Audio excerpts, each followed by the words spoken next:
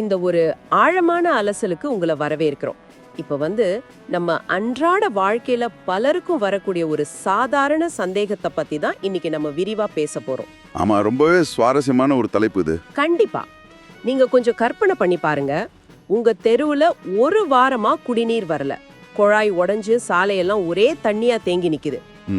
நீங்க ரொம்ப கோபத்தோட நாட்டோட பிரதமரையே தேர்ந்தெடுக்கிற அதிகாரம் கொண்ட உங்க தொகுதி எம்பிக்கு போன் பண்றீங்க. செஞ்சா என்ன நடக்கும்? அவரு இது என் வேலை இல்லப்பா, உள்ளூர் அதிகாரிகளை போய் பாருங்க அப்படின்னு ரொம்ப கூலா சொல்லுவாரு. நிச்சயமா. இது பாக்குறதுக்கு ஒரு பெரிய முரண்பாடா தெரியலையா? அதாவது ஒரு மாபெரும் கப்பலை ஓட்டுற கேப்டனுக்கும் அந்த கப்பல்ல இருக்கிற ஒரு சின்ன என்ஜின் பகுதியை சரி பண்ற மெக்கானிக்குக்கும் உள்ள வித்தியாசம் மாதிரி இது இருக்கு. மிக சரியான ஒரு உதாரணம். கப்பல் எந்த திசையில போகணும், ஒரு பெரிய புயல் வந்தா அது எப்படி எதிர்கொள்ளணும் அப்படிங்கறத முடிவு பண்றது கேப்டனோட வேலை. கரெக்ட். ஆனா கப்பலோட அடித்தளத்துல இன்ஜின் சரியா வேலை செய்தா, பயணிகளுக்கு தண்ணி கிடைக்குதான்னு பாக்குறது அந்த மெக்கானிக்கோட பொறுப்பு. இந்த எம்பி மற்றும் எம்எல்ஏ அதிகாரங்களும் இப்படிதான் தனித்தனியா வடிவமைக்கப்பட்டிருக்கு. அப்போ இந்த விவாதத்தோட குறிக்கோளே ஒரு சாமானிய மனிதனா நீங்க எந்த பிரச்சனைக்கு யார அணுகணும் அப்படிங்கறத தெளிவா புரிஞ்சுக்கிறது தான். ஆமா, ஏன்னா அதிகார பகிர்வு நம்ம அரசியலமைப்பு சட்டத்துல ரொம்ப நுட்பமா கொடுக்கப்பட்டிருக்கு. ரைட். அப்போ நம்ம முதல்ல அந்த கப்பலோட கேப்டன் கிட்ட இருந்தே ஆரம்பிப்போம். எம்பிகளோட அதிகாரம், அதாவது தேசிய அளவிலான அதிகாரம் பத்தி கொஞ்சம் சொல்லுங்களேன். கண்டிப்பா. எம்பி அப்படின்னா மெம்பர் ஆஃப் பார்லிமெண்ட், அதாவது நாடாளுமன்ற உறுப்பினர். இவங்க இந்தியாவோட நாடாளுமன்றத்துல செயல்படுறாங்க. இதுல மக்களவை, மாநிலங்களவை அப்படின்னு ரெண்டு இருக்குல்ல? ஆமா, லோக்சபா மற்றும் ராஜ்யசபா. இவங்களோட முக்கிய வேலை என்னன்னு பாத்தீங்கன்னா முழு நாட்டுக்கும் தேவையான சட்டங்களை உருவாக்குறது தான். நாட்டோட பிரதமரை தேர்ந்தெடுக்கிறதுல இவங்க பங்கு தான் ரொம்ப முக்கியமானது. இவங்களோட அதிகாரி எல்லாம் பாத்தீங்கன்னா நாட்டோட பாதுகாப்பு, பொருளாதாரம், அப்புறம் வெளியுறவு கொள்கை, இந்த மாதிரி மாபெரும் விஷயங்கள் எல்லாமே இவங்க கட்டுப்பாடுல தான் வரும். சுருக்கமா சொன்னா எம்பி அப்படிங்கிறது நேஷனல் லெவல் பவர். ஆனா எனக்கு இங்க ஒரு கேள்வி வருது. சொல்லுங்க. ஒரு எம்பியோட முடிவுகள் இவ்ளோ பெரிய அளவுல இருக்கும்போது சாதாரண மக்களுக்கு அது நேரடியா புரியாம போக வாய்ப்பு இருக்கு இல்லையா? அதாவது எப்படி கேக்குறீங்க? இப்ப ஒரு பொருளாதார கொள்கை மாறுதுன்னா அது எனக்கு உடனே தெரியாது. ஆனா அது என் எதிர்காலத்தையே நிர்ணயிக்கிற ஒரு விஷயமாச்சே. நீங்க கேக்குறது 100% உண்மை. இத ஒரு கடல் நீரோட்டத்தோட நாம ஒப்பிடலாம். கடல் நீரோட்டமா? நீங்க கடலோட மேற்பரப்புல ஒரு சின்ன படகுல போயிட்டு இருக்கும்போது கடலுக்கு அடியில ஓடுற அந்த வலிமையான நீரோட்டம் உங்க கண்ணுக்கு கண்டிப்பா தெரியாது. ஆமா, தெரியாது.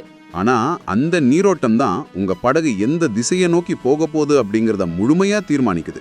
எம்பிக்கள் நாடாளுமன்றத்தில் எடுக்கிற பொருளாதார முடிவுகள், ஜிஎஸ்டி வரி விகிதங்கள், இதெல்லாம் உடனே உங்க வீட்டு வாசல்ல எந்த மாற்றத்தையும் கொண்டு வராது. ஓஹோ, அப்ப அது லாங் டர்ம் எஃபெக்ட் மாதிரி. எக்ஸாக்ட்லி. இன்னொரு 5 இல்லைன்னா 10 வருஷத்துல உங்க ஊர்ல என்ன மாதிரி தொழிற்சாலைகள் வரும், பேங்க் வட்டி விகிதம் ஏறுமா இறங்குமா, இதையெல்லாம் இன்னைக்கு அவங்க எடுக்கிற முடிவுகள் தான் நிர்ணயிக்குது. அவங்க ஒட்டுமொத்த நாட்டோட எதிர்காலத்தையே வடிவகிக்கிறாங்க. ஆஹா, இது கேக்குறதுக்கு ரொம்ப பிரம்மாண்டமா இருக்கு. ஆனா எம்பிக்கள் நாட்டோட எல்லைகள், பொருளாதாரம் அப்படின்னு பெரிய அளவுல சிந்திக்கும் போது நம்ம வீட்டு வாசல்ல நடக்கிற விஷயங்களை யார் பாத்துப்பாங்க அப்படிங்கிற கேள்வி இயல்பாவே வருது. அங்கதான் எம்எல்ஏக்கள் வராங்க. ஆமா, அந்த இடைவெளியை நிரப்புறது இவங்க தான். எம்எல்ஏ அப்படின்னா மெம்பர் ஆஃப் லெஜிஸ்லேட்டிவ் அசெம்பிளி, மாநில சட்டமன்ற உறுப்பினர். கரெக்ட். இவங்க மாநில அளவுல செயல்படுறவங்க. இவங்களோட பொறுப்பு பாத்தீங்கன்னா தங்களோட மாநிலத்துக்கு தேவையான சட்டங்களை உருவாக்குறது, முதலமைச்சரை தேர்ந்தெடுக்கிறது, அப்புறம் ஒட்டுமொத்த மாநில அரசையும் கட்டுப்படுத்துறது. ஆமா, இதுதான் இவங்களோட அடிப்படை வேலை. இவங்களோட அதிகார எல்லைக்குள்ளதான் நம்ம ஊர் சாலை வசதிகள், குடிநீர், உள்ளூர் வளர்ச்சி மாதிரி நம்ம அன்றாட வாழ்க்கையை சேர்ந்த பல விஷயங்கள் வருது. ரொம்ப சரியா சொன்னீங்க. அதாவது ஸ்டேட் லெவல் பவர். அப்போ இதை இப்படி சொல்லலாமா? ஒரு எம்பி அப்படிங்கிறவர் ஒரு பெரிய கம்பெனியோட சிஇஓ மாதிரி ஒட்டுமொத்த லாப நஷ்டங்களை பாக்குறவரு. ஆனா எம்எல்ஏ அப்படிங்கிறவர் நம்ம ஊர்ல இருக்கிற பிரான்ச் மேனேஜர் மாதிரி நம்ம அன்றாட பிரச்சனைகளை தீர்த்து வைக்கிறவர். 100% சரியான ஒப்பீடு இது. சிஇஓ கம்பெனியோட 10 வருஷ பிளானை ரெடி பண்ணுவாரு. ஆனா உங்களுக்கு வர வேண்டிய ஒரு சின்ன ரீஃபண்ட் உங்க அக்கவுண்ட்ல வரல அப்படின்னா நீங்க உடனே டெல்லிக்கு சிஇஓவை தேடி போக மாட்டீங்க. கண்டிப்பா மாட்டேன். நேரா நம்ம ஊர் பிரான்ச்சுக்கு தான் போவேன். ஆமா, உங்க ஊர்ல இருக்கிற கிளை மேலாளரை தான் நீங்க அணுகுவீங்க. எம்எல்ஏக்களோட அதிகாரமும் இதே மாதிரி தான். உங்க வாழ்க்கைய நேரடியாக தொடர ஒவ்வொரு விஷயமும் மாநில அரசோட கட்டுப்பாட்டுல தான் இருக்கு. போலீஸ், கவர்மெண்ட் ஹாஸ்பிட்டல் மாதிரி விஷயங்களா? ஆமா, சட்டம் ஒழுங்கு, உள்ளூர் காவல்துறை, சுகாதாரம், உள்ளாட்சி அமைப்புகள் இது எல்லாமே இவங்களோட அதிகார எல்லைக்குள்ள தான் வருது. சட்டமன்றத்துல ஒரு எம்எல்ஏ எழுப்புற ஒரு சின்ன கேள்வி உள்ளூர் அதிகாரிகளை உடனே வேலை செய்ய வைக்கும். ஓ, அப்போ நடைமுறையில பாத்தீங்கன்னா ஒரு சாமானிய மனிதனுக்கு தன்னோட எம்பியை விட எம்எல்ஏவை தான் அதிகம் தெரிஞ்சு வச்சிருக்காங்க. நிச்சயமா. இப்போ உள்ளூர் அதிகாரிகள் கூட எம்எல்ஏவை பார்த்தா ஒரு கூடுதல் மரியாதை கொடுக்கறாங்க, ஒருவித அதிகார பயம் இருக்கு. இதுக்கெல்லாம் காரணம் மாநில அரசுக்கு இருக்கிற அந்த நேரடி ஆதிக்கம் தான். இது ஒரு முக்கியமான பாயிண்ட். நீங்க சொன்ன மாதிரி எம்பிக்கு சட்டப்படி மிகப்பெரிய அந்தஸ்து இருக்கலாம். ஆனா நடுராத்திரியில உங்களுக்கு ஒரு அவசர பிரச்சனை வருது, ஒரு நில தகராறு, லோக்கல் போலீஸ் ஸ்டேஷன்ல ஒரு கம்ப்ளைண்ட் கொடுக்கணும். இங்க மத்திய அரசோட வெளியுறவு கொள்கை உங்களுக்கு உதவ போறதில்ல. உண்மைதான், அங்க எம்எல்ஏ தான் ஹீரோ. ஆமா, அந்த உள்ளூர் இன்ஸ்பெக்டரும் தாசில்தாரும் தான் பிரச்சனையை தீர்ப்பாங்க. இவங்களோட டிரான்ஸ்ஃபர், போஸ்டிங் எல்லாமே மாநில அரசு கையில இருக்கிறதால எம்எல்ஏக்கள் இந்த அதிகாரிகள் மேல ஒரு பெரிய செல்வாக்கு செலுத்துறாங்க. அதனால மக்கள் எம்எல்ஏவை தான் நிஜமான அதிகார மையமா பாக்குறாங்க. சரி, இப்போ ஒரு முக்கியமான கட்டத்துக்கு வருவோம். அதிகார மோதல். அதாவது இதுல உண்மையிலே யாரு அதிகாரம் மிக்கவங்க? இதுக்கு ஒரு நேரடியான ஒற்றை பதில் கிடையாது. இப்ப எனக்கு ஒரு வலுவான மாற்ற சிந்தனை வருது. நீங்க சொல்றத வச்சு பார்த்தா நாட்டோட சட்டத்தையே உருவாக்குற அளவுக்கு பவர் இருக்கிற ஒரு எம்பியால ஏன் தெருவுல உடைஞ்சு கிடக்கிற தண்ணி பைப்பு சரி பண்ண சொல்ல முடியாதா? நேரியா சொல்ல முடியாது. அப்போ ஒரு சாமானிய குடிமகனை பொறுத்த வரைக்கும் எம்பியை விட எம்எல்ஏ தான் நிஜ வாழ்க்கையில ரொம்ப பவர்ஃபுல் அப்படின்னு சொல்லலாமா? ஏன்னா எம்பின்னு சொல்றீங்க, ஆனா என் பிரச்சனையை அவர் தீர்க்க மாட்டாரு. நீங்க கேக்குறது நியாயமான கேள்விதான். ஆனா இத நாம சூழ்நிலை அடிப்படையில பிரிச்சு பார்க்கணும். அதாவது சிச்சுவேஷனை பொறுத்து மாறும்னு சொல்றீங்களா? ஆமா, தேசிய அளவிலான முடிவுகள், பெரிய கொள்கைகள் வரும்போது கண்டிப்பா எம்பி தான் அதிகாரமிக்கவர். ஆனா உங்க பகுதியோட வளர்ச்சி, உள்ளூர் பிரச்சனைகள்னு வரும்போது எம்எல்ஏ தான் அதிகாரமிக்கவர். ஆனா அதிகாரம் அப்படிங்கிறது பெரும்பாலும் பணத்துல தானே இருக்கு. கண்டிப்பா. இப்ப மாநிலங்கள் செயல்படுத்துற பல பெரிய திட்டங்களுக்கு, உதாரணத்துக்கு பெரிய தேசிய நெடுஞ்சாலை இல்லனா மருத்துவ கட்டமைப்பு, இதுக்கெல்லாம் பெரும் நிதியை கொடுக்கிறது மத்திய அரசு தானே? ஆமா, சென்ட்ரல் கவர்மெண்ட் ஃபண்ட் தான் வரும். அப்ப நிதியை கையில வச்சிருக்கிறவர் தான் உண்மையான எஜமான். ஒரு எம்பி நினைச்சா தன்னோட செல்வாக்க பயன்படுத்தி நிறைய ஃபண்டை தொகுதிக்கு கொண்டு வர முடியும். அப்போ இங்க எம்பியோட கைதானே ஓங்கி இருக்கு.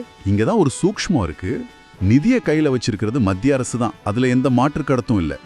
ஒரு எம்பி ஒரு மாபெரும் 4 வழிச்சாலை திட்டத்தை தன்னோட தொகுதிக்கு கொண்டு வர முடியும். அந்த வகையில எம்பியோட பவர் ரொம்ப பிரம்மாண்டமானது. ஆனா அந்த திட்டத்தை தரையில செயல்படுத்துறது யாரு தெரியுமா? யாரு? அந்த சாலை போடுறதுக்கான நிலத்தை கையகப்படுத்துற பொறுப்பு மாநில அரசோட வருவாய்த்துறை கிட்ட தான் இருக்கு. ஆஹா, லேண்ட் அக்விசிஷன். எக்ஸாக்ட்லி. அந்த திட்டத்துக்கு தேவையான அடிப்படை வசதி, போலீஸ் பாதுகாப்பு இதெல்லாம் மாநில அரசு தான் கொடுக்கணும். அதனால ஒரு எம்பி எவ்வளோ பெரிய திட்டத்தை கொண்டு வந்தாலும் அந்த தொகுதியோட எம்எல்ஏ நினைச்சா அந்த திட்டத்தோட வேகத்தை உள்ளூர் நிர்வாகம் மூலமா கட்டுப்படுத்த முடியும். ஓ, அப்போ எம்பி திட்டத்தை கொண்டு வரலாம், ஆனா அது தரையில இறங்கணும்னா எம்எல்ஏவோட சப்போர்ட் வேணும். ஆமா. சரி, அப்போ இத தலைகீழா பாப்போம். எம்பிக்கு எம்எல்ஏவோட தயவு தேவைப்படுற இடம் இருக்கா? எம்எல்ஏ நினைச்சா உள்ளூர் வளங்களை மட்டுமே வச்சு தன் தொகுதியை பெரிய லெவலுக்கு கொண்டு வர முடியாதா? அது ரொம்ப ரொம்ப கஷ்டம். இப்ப மாநில அரசு ஒரு பெரிய ஃபேக்டரி தொடங்க விரும்புறாங்கன்னு வச்சுப்போம். சரி, நிலத்தை எம்எல்ஏ ரெடி பண்ணிட்டாரு, லோக்கல் சப்போர்ட் இருக்கு. ஆனா அந்த ஃபேக்டரிக்கு தேவையான சுற்றுச்சூழல் அனுமதி இல்ல வெளிநாட்டுல இருந்து மிஷின் வாங்க சுங்கவரி சலுகை இதெல்லாம் மத்திய அரசு கொடுக்க மறுத்துட்டா என்ன ஆகும்? திட்டம் அப்படியே முடங்கிடும். அந்த எம்பியோட பவர் தான் மேலோங்கி நிற்கும். தேசிய அளவிலான பர்மிஷன் இல்லாம மாநில அரசால தன்னிச்சையா பெரிய தொழில் வளர்ச்சியை கொண்டு வர முடியாது. இதுல பொதுப்பட்டியல் அப்படின்னு ஒண்ணு இருக்குல்ல, அதாவது கன்கரண்ட் லிஸ்ட். ஆமா, இது ஒரு மிக முக்கியமான விஷயம். இதுல பாத்தீங்கன்னா கல்வி, காடுகள் பாதுகாப்பு இதெல்லாம் வருது. இந்த துறைகள்ல மத்திய அரசும் சட்டம் போடலாம், மாநில அரசும் சட்டம் போடலாம். ஆமா, 2 பேருக்கும் உரிமை இருக்கு. ஆனா எம்பிக்கள் போடுற சட்டத்துக்கும் எம்எல்ஏக்கள் போடுற சட்டத்துக்கும் ஒரு முரண்பாடு வந்தா மத்திய அரசோட சட்டம் தான் ஃபைனல்னு சொல்றாங்க. நிச்சயமா, முரண்பாடு வரும்போது மத்திய அரசு சட்டம் தான் ஜெயிக்கும். அப்போ கல்வி மாதிரி ரொம்ப முக்கியமான துறைகள்ல எம்எல்ஏக்களை விட எம்பிக்களுக்கு தான் அதிகாரம் அதிகமா இருக்கு. இது அரசியலமைப்பு எம்பிக்களுக்கு கொடுத்திருக்கிற ஒரு பெரிய கவசம்னு சொல்லலாம்ல. மிக துல்லியமான வாசிப்பு இது. பொதுப்பட்டியல்ல எம்பிக்கள் கையோங்கி இருக்கிறது ஒரு தெளிவான அரசியல் கட்டமைப்பு. அதனாலதான் சொல்றேன், யாருக்கு அதிகாரம் அதிகம்னா அந்த கேள்விக்கு சூழ்நிலையை பொறுத்தது அப்படிங்கிறது தான் சரியான பதில். புரிஞ்சுக்க முடியுது. சட்டப்படியும் நிதி கட்டுப்பாட்டுப்படியும் எம்பி உச்சபட்ச அதிகாரத்துல இருக்காரு. ஆனா அந்த திட்டங்களை மக்கள்கிட்ட கொண்டு போய் சேர்க்கிற களப்பணியில எம்எல்ஏ உச்சபட்ச அதிகாரத்துல இருக்காரு. இந்த வேறுபாட்டை புரிஞ்சுக்கிறது ஒரு சாமானிய குடிமகனுக்கு ஏன் இவ்வளவு முக்கியம்னு பாத்தீங்கன்னா, நாம பல நேரங்கள்ல ரொம்ப தப்பா ரியாக்ட் பண்றோம். அதாவது எலெக்ஷன் நேரத்துல சொல்றீங்களா? ஆமா, ஒரு நாடாளுமன்ற தேர்தல், அதாவது எம்பி எலெக்ஷன் வரும்போது நம்ம தெருவுல ரோடு சரியில்லை, குப்பை அள்ளல அப்படின்னு கோவப்பட்டு எம்பிக்கு எதிரா ஓட்டு போடுவோம். உண்மைதான். சொல்லி உள்ளூர் எம்எல்ஏக்கு எதிரா ஓட்டு போடுவோம். இது ஒரு அடிப்படையான புரிதல் இல்லாம தான். கண்டிப்பா. எந்த பிரச்சனை யாருடைய அதிகாரத்தின் கீழ் வருதுன்னு புரியாம நம்ம தவறான ஒரு எதிர்பார்ப்பை வளர்த்துக்கிறோம். உடைஞ்ச தண்ணி பைப்பு கழக போய் வெளியுறவு கொள்கையை முடிவு பண்றவங்க கிட்ட சண்டை போடுறது எவ்வளோ பெரிய அபத்தமோ, அதே மாதிரி ஒரு இன்டர்நேஷனல் எக்கனாமிக் பிரச்சனைய உள்ளூர் எம்எல்ஏ கிட்ட கேட்கறதும் அபத்தம் தான். நீங்க சொல்றத வச்சு பார்க்கும்போது ஜனநாயகம் அப்படிங்கிறது வெறும் வாக்குச்சாவடியோட முடிஞ்சு போற விஷயம் கிடையாது. கண்டிப்பா கிடையாது. அந்த ஜனநாயக அமைப்போட இயந்திரங்கள் எப்படி வேலை செய்து, எந்த அதிகாரி கிட்ட எந்த பிரதிநிதி கிட்ட நாம என்ன கேள்வியை கேட்கணும்னு தெரிஞ்சுக்கிறதுல தான் அதோட உண்மையான பலம் இருக்கு. சூப்பர். நம்ம அரசியல் அமைப்பு சட்டத்தை உருவாக்குனவங்க அதிகாரத்தை ஒரே இடத்துல குவிக்காம அதை ரொம்ப அழகா பிரிச்சு கொடுத்திருக்காங்க. எம்பியும் எம்எல்ஏவும் ஒருத்தர் சார்ந்துதான் இருக்கணும். அப்போ ஒட்டுமொத்தமா சொல்லணும்னா, எம்பி அப்படிங்கிறவரு நாட்டோட முதுகெலும்பான பெரிய சட்டங்களையும் லாங் டேர்ம் எக்கனாமிக் பிளான்களையும் உருவாக்குறவரு. ஆமா. எம்எல்ஏ அப்படிங்கிறவரு அந்த திட்டங்கள் ஒவ்வொரு சாதாரண மனுஷனுக்கும் ஒவ்வொரு கிராமத்துக்கும் போய் சேர்றத உறுதி பண்ற ஒரு களப்பணியாளர். ரெண்டு பேருமே அவங்க இடத்துல ரொம்ப பவர்ஃபுல் தான். எக்ஸாக்ட்லி. இந்த ஆழமான விவாதத்தின் மூலமா அதிகார பகிர்வு பத்தின ஒரு ரொம்ப தெளிவான நடைமுறை சார்ந்த புரிதல் உங்களுக்கு கிடைச்சிருக்கும்னு நாங்க நம்புறோம்.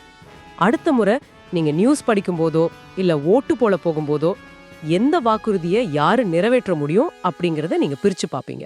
கண்டிப்பா மக்கள் அதை செய்யணும். சின்ன கேள்வி, இத கொஞ்சம் ஆழமா யோசிச்சு பாருங்க. நாம இதுவரைக்கும் எம்பி எம்எல்ஏ அதிகாரங்களை தனித்தனியா பார்த்தோம். எம்எல்ஏ ஊர்லூர் சாலையை பாத்துக்கிறாரு, எம்பி தேசிய அளவிலான திட்டங்களை கொண்டு வராரு. ரைட். ஆனா ஒரு பிரம்மாண்டமான தேசிய நெடுஞ்சாலை திட்டத்துக்காகவோ இல்ல நாட்டோட பாதுகாப்புத்துறை சம்பந்தப்பட்ட ஒரு பெரிய ஃபேக்டரிக்காகவோ உங்க ஊர்ல இருக்கிற குடியிருப்புகளை உங்க வீடுகளை இடிக்க வேண்டிய நிலைமை வந்தா என்ன நடக்கும்? இது ரொம்ப சென்சிட்டிவான ஒரு சிச்சுவேஷன். ஆமா. தேசிய வளர்ச்சி, நாட்டோட முன்னேற்றம்னு சொல்லி மத்திய அரசு அந்த திட்டத்தை கொண்டு வர நினைக்கும். ஆனா தன்னோட தொகுதி மக்கள் பாதிக்கப்படுவாங்க, வீட்டை இழப்பாங்கன்னு சொல்லி உங்க எம்எல்ஏ அதை கடுமையா எதிர்ப்பாரு. அப்போ ஒரு எம்எல்ஏவோட உள்ளூர் அதிகாரத்துக்கும் எம்பியோட தேசிய அதிகாரத்துக்கும் நடுவுல இருக்கிற அந்த கோடு எங்க மறையுது? ஒரு சாதாரண மனுஷனா நீங்க யாருடைய முடிவை சப்போர்ட் பண்ணுவீங்க? ரொம்ப ஆழமான கேள்வி இது. ஒரு பெரிய தேசிய வளர்ச்சிக்காக உள்ளூர் மக்களோட உரிமைகளை விட்டு கொடுப்பீங்களா, இல்ல உள்ளூர் மக்களோட நலனுக்காக ஒரு மாபெரும் தேசிய திட்டத்தை தடுப்பீங்களா? இந்த சிக்கலான முரண்பாட்டுல அதிகாரத்தோட உண்மையான முகம் என்னவா இருக்கும்? இத நீங்களே கொஞ்சம் யோசிச்சு பாருங்க. கண்டிப்பா எல்லாரும் சிந்திக்க வேண்டிய விஷயம் இது. இது வெறும் அரசியல் கேள்வி மட்டுமில்ல, நம்ம நிலத்தோட நம்ம வாழ்க்கையோட சம்பந்தப்பட்ட ஒரு முக்கியமான கேள்வி. இது போன்ற பல புதிய பார்வைகளை தொடர்ந்து சிந்திக்கவும் கத்துக்கவும் எப்பவும் தயாராருங்க.